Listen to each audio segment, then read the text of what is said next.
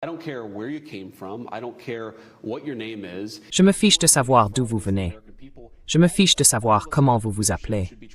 Si vous commettez une fraude contre le peuple américain, nous tous ceux d'entre nous qui exercent des responsabilités publiques, devraient chercher à y mettre fin et à vous envoyer en prison pour vous être enrichis aux dépens du contribuable américain. Voici mon point vidéo ce jeudi après-midi 6 août, depuis Athènes, en Grèce. Parlons de l'actualité et commençons par le gros conflit entre Trump et Hegseth. Selon le Washington Post, leurs sources sont des personnes au fait du dossier.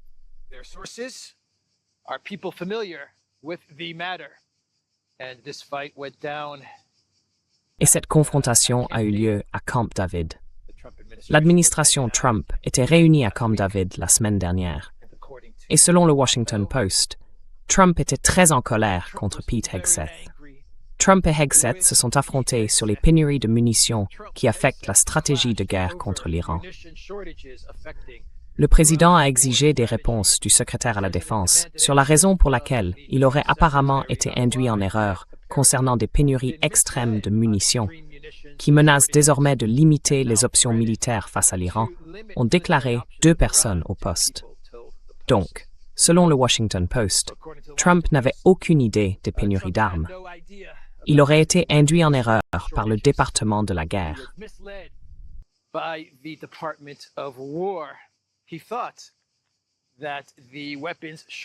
Il pensait que les pénuries d'armes avaient été résolues il y a quelque temps, avant de découvrir, à sa grande surprise, un pin d'Australie. Waouh, c'est magnifique. C'est un très bel arbre.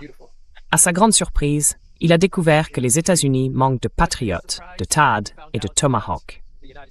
Dans cet article du Washington Post, ils disent qu'au cours du seul premier mois de combat contre l'Iran, les États-Unis ont tiré plus de 850 missiles de croisière Tomahawk, ainsi que plus de 1000 systèmes Patriot et de défense de zone à haute altitude terminale, les THAAD. Selon le Washington Post, les États-Unis ont tiré des milliers et des milliers et des milliers de missiles sur l'Iran durant la guerre de 60 jours. During the 60-day war. Mosaic floors. Des sols en mosaïque. Je ne devrais pas entrer, mais ce n'est pas vraiment un obstacle, hein? Pas un obstacle du tout. Je vais passer par là. Voyons si on peut voir ces sols en mosaïque, ou ce qu'il en reste. Donc, Trump était mécontent de Hegseth. Selon le Washington Post, Hegseth a accusé son secrétaire adjoint, lui a rejeté la faute dessus. Et c'est la grosse dispute qui a eu lieu à Camp David entre Trump et Hegseth. Trump and Hegseth.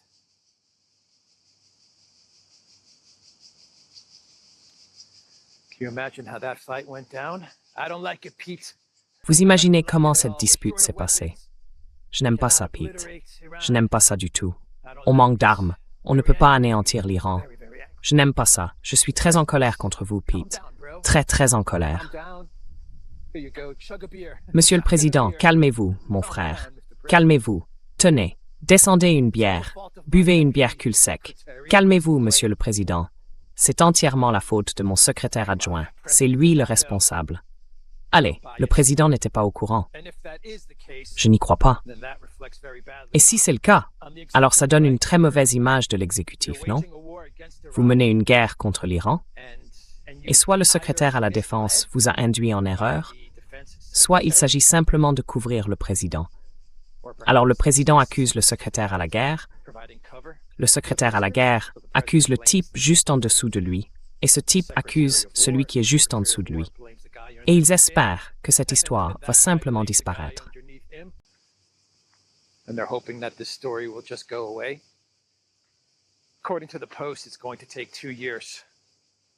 Selon le Post, il faudra 2 ans pour produire certaines de ces armes et atteindre un niveau acceptable, c'est-à-dire les niveaux de stock d'avant-guerre. Certaines armes peuvent être produites beaucoup plus vite, mais le Pentagone attribue des milliards et des milliards de dollars de contrats au complexe militaro-industriel pour fabriquer rapidement ces armes. Mais Caroline Leavitt affirme que tout cela est faux. On lui a demandé de commenter cet article. C'est à 100% une fake news. Cela ne s'est littéralement jamais produit. Et le président Trump a la plus grande confiance dans le secrétaire Hegseth. Oui, si elle dit que cela ne s'est littéralement jamais produit, alors ça veut dire que ça s'est produit. Le porte-parole du Pentagone a aussi dit que c'était une fake news, que cela ne s'était jamais produit à 100%. Ça veut dire que ça s'est produit. 100% never happened. That means it happened.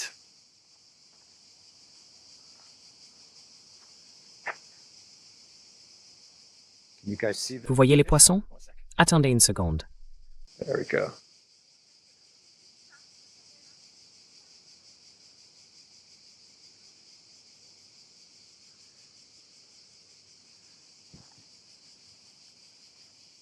So that's the Washington Post. Voilà. Donc, c'est le Washington Post qui parle des faibles stocks d'armes, des querelles au sein de l'administration Trump, des démentis de la Maison-Blanche et de l'incapacité des États-Unis à mener efficacement une guerre contre l'Iran en raison de l'épuisement des munitions. Wage a war against Iran because of the depleted munitions. We have reports about Iran and Nous avons des informations selon lesquelles l'Iran et Oman négocient une sorte d'accord sur Hormuz. L'Iran affirme qu'il s'agit de négociations bilatérales. Les États-Unis ne participent pas à ces négociations. Ils ne sont absolument pas impliqués. C'est ce que dit l'Iran. L'administration Trump continue, elle, de faire circuler le récit selon lequel elle est impliquée. Et que très bientôt, nous allons obtenir un accord sur Hormuz entre les États-Unis, l'Iran et Oman. Deux versions différentes, mais tout cela concerne l'ouverture d'Hormuz. Puisqu'on parle d'armes et de pénurie d'armes, nous avons le gobelin vert. Le gobelin vert. Il est très mécontent de l'Occident collectif. Et il ne cache pas du tout qu'il est très mécontent de l'Occident collectif. And he's not hiding the fact that he's very upset with the collective West. Le Gobelin Vert is telling Europe. Le gobelin vert demande à l'Europe de lui remettre ses intercepteurs patriotes. Les États-Unis n'ont plus d'intercepteurs patriotes à donner à l'Ukraine. Et le gobelin vert dit maintenant qu'il est temps pour l'Europe de céder ses patriotes. Zelensky affirme, lui, que l'Europe a bien des patriotes à remettre. Ce à quoi Zelensky fait référence, ce sont les patriotes que l'Europe possède pour se protéger elle-même.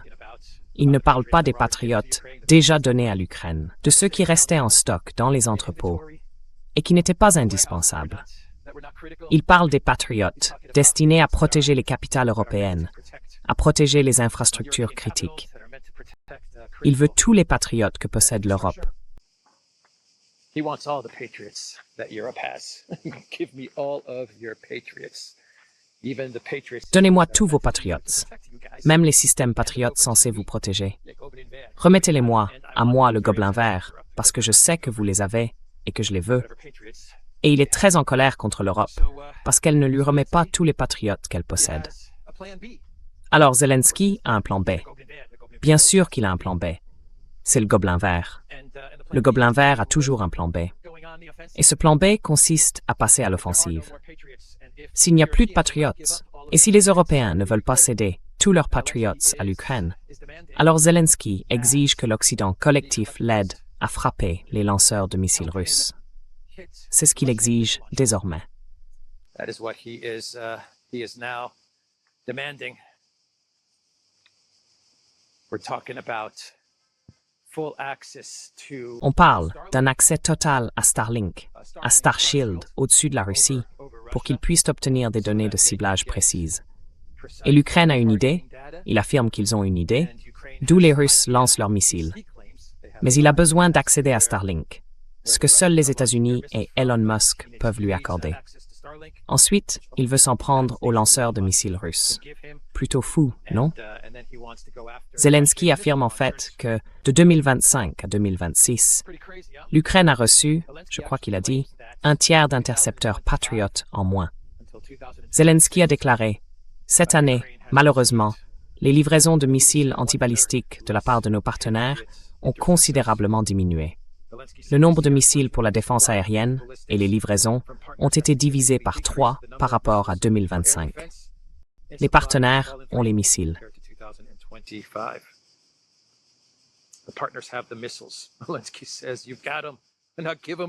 Zelensky dit « Vous les avez, alors donnez-les-nous. » Oui, donc il promet de détruire des lanceurs de missiles russes.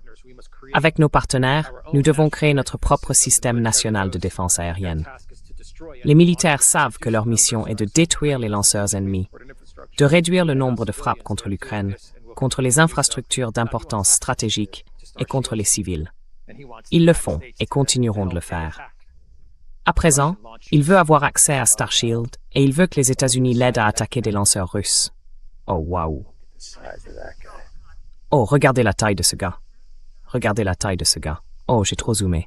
Voilà, désolé pour ça. There we go. Sorry about that.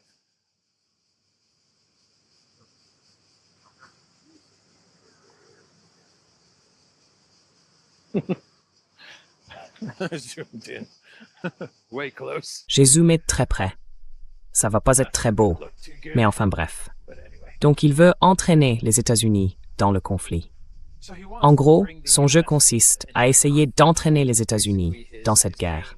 Encore davantage dans cette guerre, en faisant en sorte que les États-Unis, parce qu'il n'y a qu'eux qui puissent le faire, utilisent Starlink et lancent des frappes contre les lanceurs de missiles russes pour essayer de les détruire.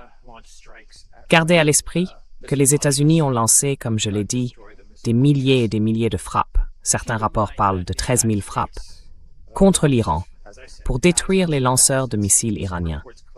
Et au début, les rapports disaient que tous les lanceurs de missiles avaient été détruits en Iran. Et là, ce sont les États-Unis qui s'en prennent à l'Iran. Gardez donc cela à l'esprit. Au début, tous les lanceurs de missiles avaient été détruits. Puis des rapports sont sortis affirmant que 50% des lanceurs de missiles avaient été détruits.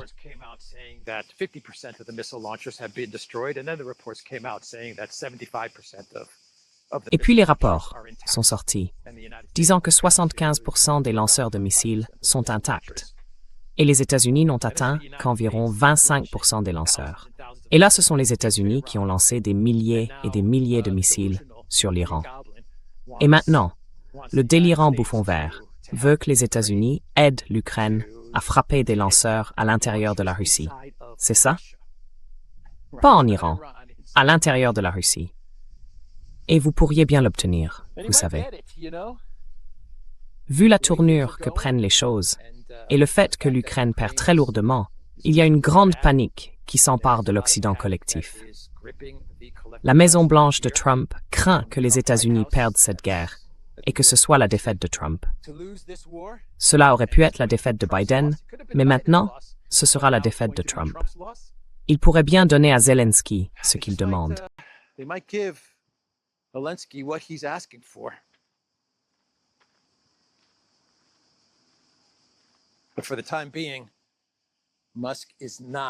Mais pour l'instant, Musk ne parle même pas à Zelensky. C'est pour cela que Musk ne parle pas à Zelensky. Musk comprendrait que ce serait une énorme escalade. Des informations venant d'Ukraine aujourd'hui évoquent aussi la possibilité de neutraliser le Starlink russe, Rasvet. C'est un réseau de satellites plus petit, bien plus petit que Starlink, mais il est efficace, ou du moins, il le devient. Et maintenant, des Ukrainiens, des responsables ukrainiens, parlent de détruire Rasvet. Encore une fois, c'est quelque chose que seuls les États-Unis peuvent faire. S'ils s'en prennent à Rasvet, quelle sera la réponse de la Russie contre les États-Unis? Eh bien, très probablement, la Russie s'en prendra à Starlink. Starlink est immense, massif. C'est un système gigantesque.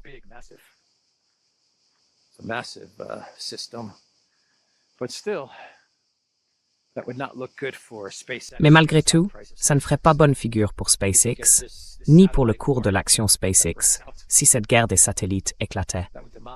Ça pulvériserait l'action SpaceX.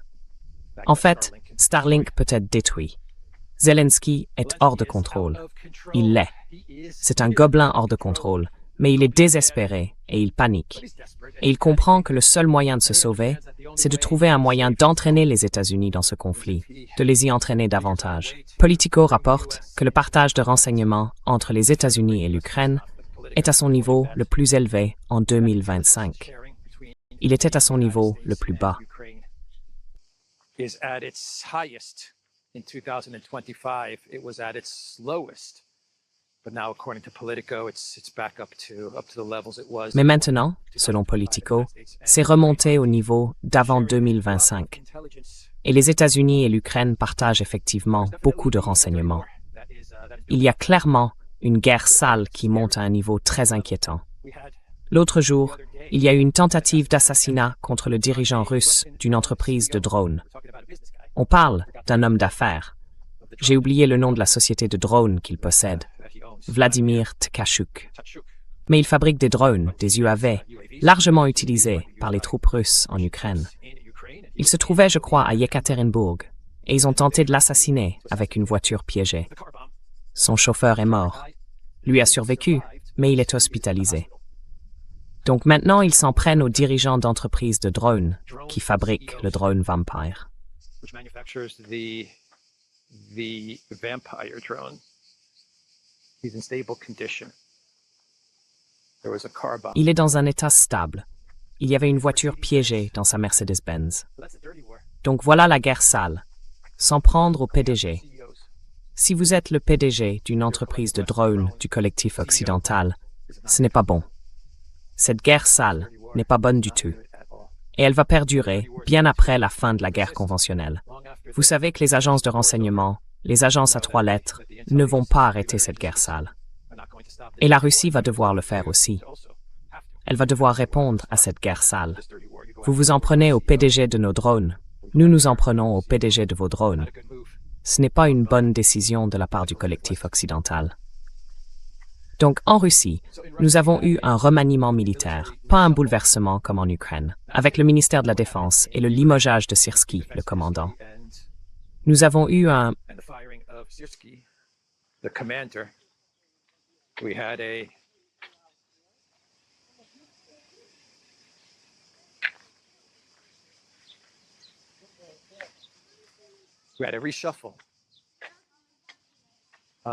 Il y a eu un remaniement. Des commandants militaires ont effectivement été promus et il y a eu une forme de restructuration. Et cette restructuration de l'armée n'est pas une bonne nouvelle pour l'Ukraine. Pour moi, elle indique 2 choses. Nous avons fait une vidéo à ce sujet avec Alexander sur The Duran.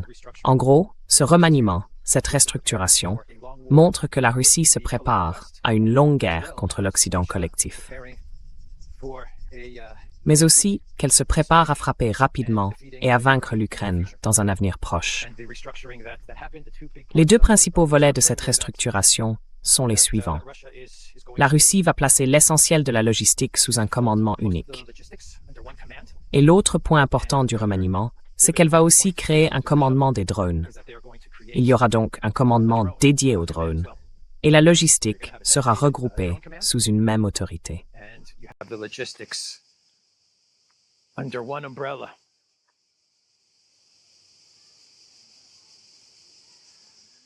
And it was orderly and no protests. Et tout cela s'est fait dans l'ordre, sans protestation comme celle qu'on a vue en Ukraine.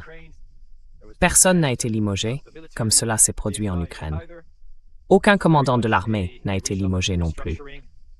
Il s'agit très clairement d'un remaniement et d'une restructuration afin de se préparer à ce qui pourrait être une grande offensive pour mettre fin au conflit et de se préparer à un futur conflit avec l'OTAN et l'Occident.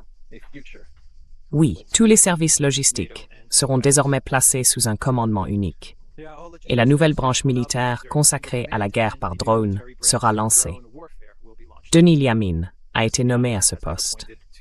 Les généraux et les commandants qui ont été nommés ou promus à ces nouvelles fonctions ont une grande expérience du front.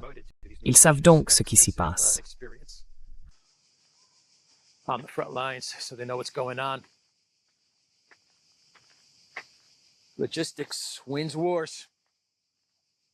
La logistique gagne les guerres. La rationalisation, les achats, la production, le déploiement, la distribution, Tout cela est très important. Peut-on parler de ce qui se passe en Allemagne? Des rumeurs selon lesquelles BlackRock Mers va démissionner. Ce ne sont que des rumeurs. Je ne sais pas à quel point elles sont fiables. Pour être tout à fait honnête, je n'y crois pas. Je n'y crois vraiment pas, parce que l'affirmation est que BlackRock Mers va démissionner le 10 août. Peut-être que ça arrivera. Son taux d'approbation tourne autour de 14%. Il atteint les niveaux de Macron. Quel est le taux d'approbation de Macron? 10%. Et donc la CDU commence à paniquer. L'AfD progresse. En Allemagne, les appels se multiplient pour essayer d'écarter l'AfD, de la marginaliser, d'essayer de l'écarter.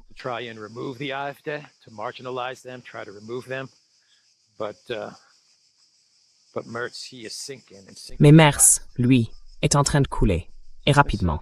Alors, des rumeurs commencent à circuler, affirmant que BlackRock Merz serait sur le départ, ou qu'il serait forcé de partir d'ici le 10 août. Je ne sais pas. J'imagine qu'il va falloir attendre et voir.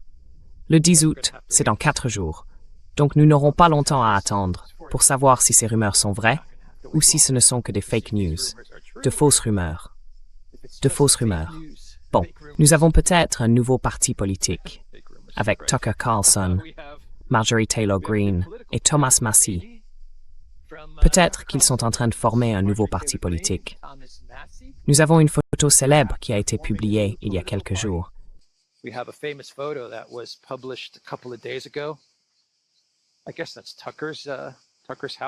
J'imagine que c'est la maison de Tucker chez lui, et ils sont tous là-bas, Joe Kent aussi. Donc Kent, Massie, Marjorie Taylor Greene, Tucker Carlson. La photo a été publiée sur X, tout le monde en parle. Marjorie Taylor Greene a écrit dans son post sur X, avec cette photo. Nous avons dit « Plus de guerres étrangères » et nous le pensions. Nous avons soutenu Donald Trump parce qu'il avait fait cette promesse, mais il nous a tous trahis. Notre engagement, c'est l'Amérique d'abord, pour tous les Américains, à droite, à gauche et au centre. Le mouvement a commencé. Donc MTG parle d'un mouvement, pas d'un parti politique. Mais un mouvement peut devenir un parti politique, ou alors un parti politique pourrait bientôt voir le jour.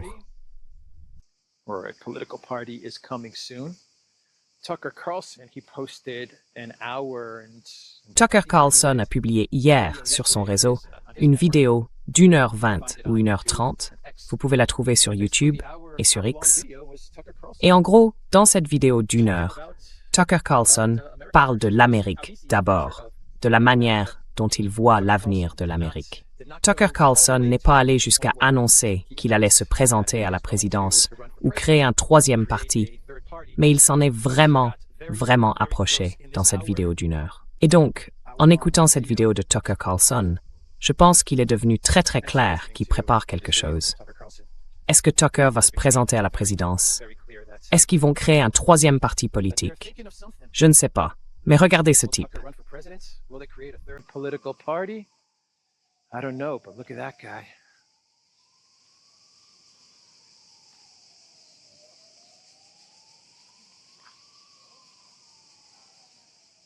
Salut mon pote, comment tu vas?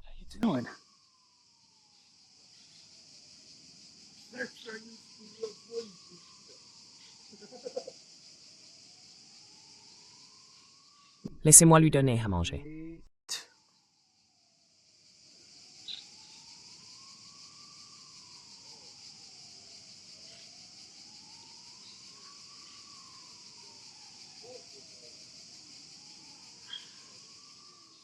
Very cool. Très sympa, il n'a pas peur. J'imagine qu'il est habitué aux gens. Il traîne un peu par ici, tranquille, en train de manger son déjeuner ou son dîner. Mange, mon ami, mange. Eat away, my friend. Eat away.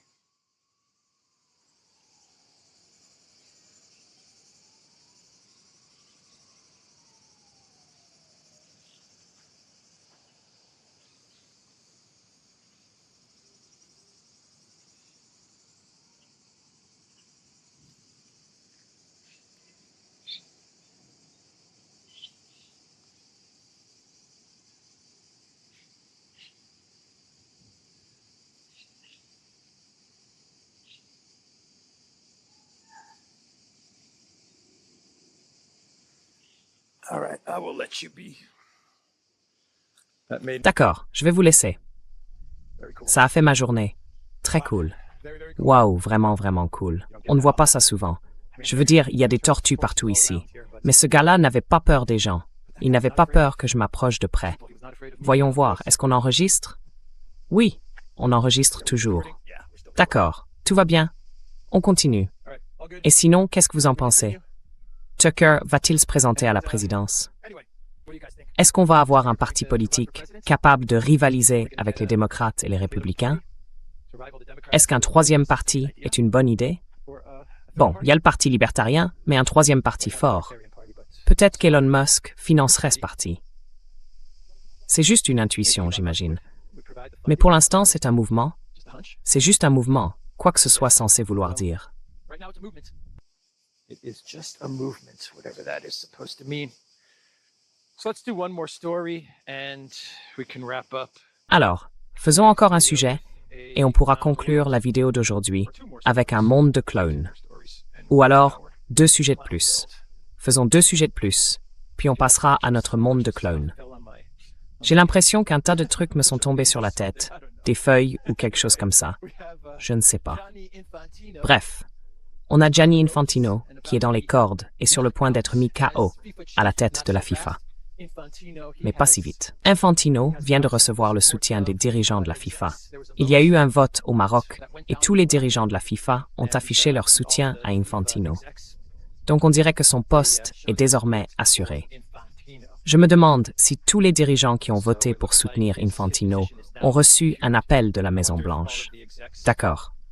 Infantino a appelé Rubio et l'a supplié de l'aider. S'il vous plaît, Rubio, aidez-moi. S'il vous plaît, s'il vous plaît. Please, Rubio, help me out. Please, please. So who knows what happened there, but it looks like Infantino's okay. Alors, qui sait ce qui s'est passé là-bas? Mais on dirait qu'Infantino est tranquille pour le moment, à condition qu'il renonce à son stupide projet de vendre 20% d'une filiale de la FIFA aux frères Kushner. Pas aux Kushner, aux frères Kushner. S'il fait marche arrière, alors il devrait pouvoir éviter un boycott de la Coupe du Monde par l'Europe et l'UEFA. Donc il y a l'histoire Infantino et il y a aussi une histoire Epstein. Oui, on dirait que certaines banques de Wall Street ou certains banquiers ont fermé les yeux pendant que Jeffrey faisait transiter énormément d'argent. On parle d'1 milliard de dollars de virements qu'il effectuait. Et les banques n'ont rien vu d'anormal dans tous ces transferts. They did not see anything wrong with all of these transfers. They did not raise any red flags. Ils n'ont tiré aucun signal d'alarme, ni soulevé la moindre objection concernant l'argent qu'ils faisaient circuler depuis 2002. On parle de Deutsche Bank, de JP Morgan Chase, de Bank of America. Toutes ont aidé Jeffrey à effectuer plus d'1 milliard de dollars de virements suspects, y compris des paiements vers des banques d'Europe de l'Est, selon un rapport des démocrates de la Commission des finances du Sénat américain.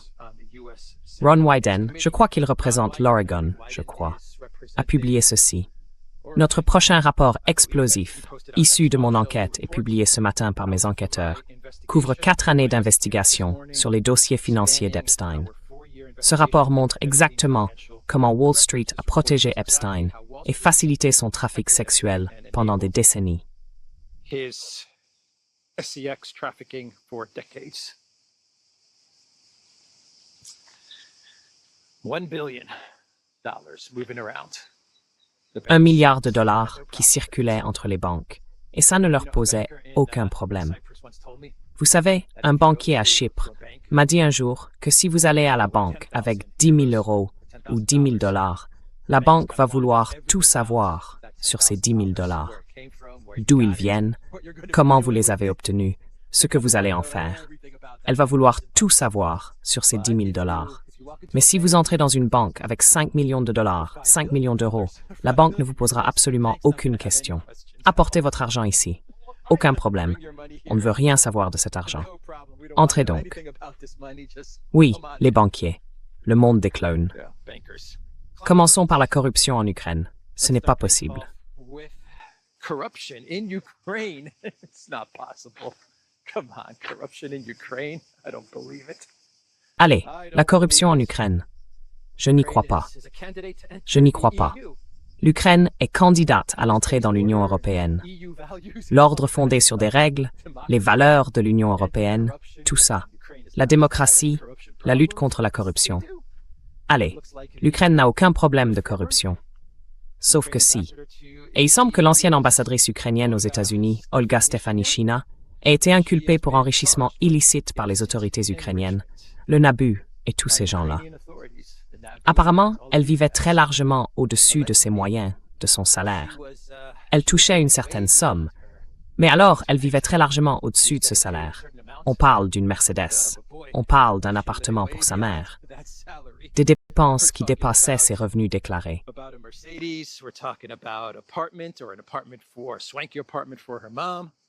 Spending beyond her declared income.